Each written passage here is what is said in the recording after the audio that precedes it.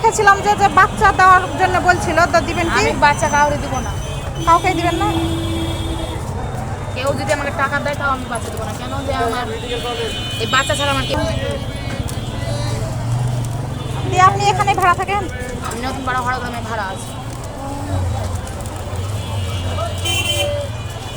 একজন বলছিল তো অনেক টাকা দিবে আপনাকে বাচ্চা দেওয়ার জন্য। আমি আপনাকে বলে দিই, টাকা পয়সা আমার কোনো প্রয়োজন নাই, আমার সন্তান আগে। আপনার নিজের সন্তান রে? এটা আমার নিজের সন্তান। আপনার স্বামী নাই? স্বামী আছে, স্বামী হাত ভেঙে গেছে। ওই আপুর সাথে আমি কথা বলে যতটুকু বুঝলাম, তার বাচ্চাকে তিনি কাউকে দিবেন না, তার বিনিময়ে যতই টাকা দেওয়া হোক না কেন। তার হাতের অবস্থাটা একবার দেখেন, যে হাত দিয়ে বাচ্চাটাকে জড়িয়ে রাখবে, খাওয়াবে, ধরবে, সে হাতটাও কিন্তু তার স্বাভাবিক না। কিন্তু মনের সাহসটা তার কিছুতেই কমছে না। তার বাচ্চাকে তার কাছে ছাড়া অন্য কারো কাছে তিনি সেভ মনে করছেন না। মাশাআল্লাহ, এটাই মনে হয় মা।